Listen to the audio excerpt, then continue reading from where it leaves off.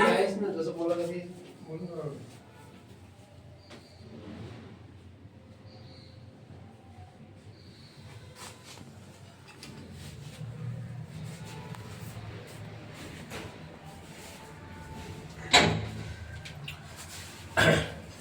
साक्षात विष्णू भगवानला मी नमन करतो।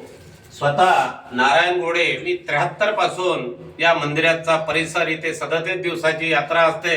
मी माझ्या वडिलांसोबत आलोय आणि माझ्या वडिलांचा मृत्यू त्याच वर्षी इथे मुर्दुनीच्या याच्या परिसरामध्ये झालाय। मी 7 वर्षापासून वंचित असलेला आहे, म्हणून भारतरत्न झालेले बाबासाहेबांची आई सुद्धा ते 7 वर्षाचे असताना मृत्यू पावली, ते भारतरत्न झाले। आणि मी गाडगे बाबा तुकडोजी बाबाच्या विचाराने, छत्रपती शिवरायाच्या एक विचारधारेने मी माझं कार्य मी करत आहे।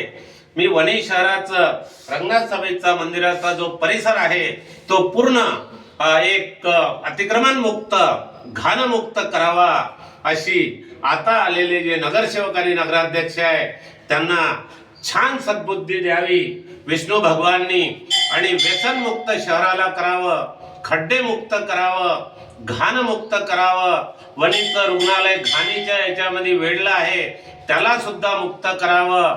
आणि जे काही सरकारी जागे आहे त्याच्यावर वणी शहराचं छान तिथं संगोपन करून उत्पन्न वाढवावं आणि वणीची शांती निर्माण करावी आणि वणीला भ्रष्टाचार मुक्त करण्याची सद्बुद्धी द्यावी। फरीद बाबांनी सांगितलं, हे शरीर कामाचं नाही, आपण मूड बांधून आलो, हा सोडून जाणार आहोत। ही विचारधारा संपूर्ण शहराच्या जनतेच्या निवडून दिलेल्या लोकप्रतिनिधींना प्राप्त व्हावी आणि विधानसभेच्या आमदाराला सुद्धा यवतमाळ जिल्ह्याची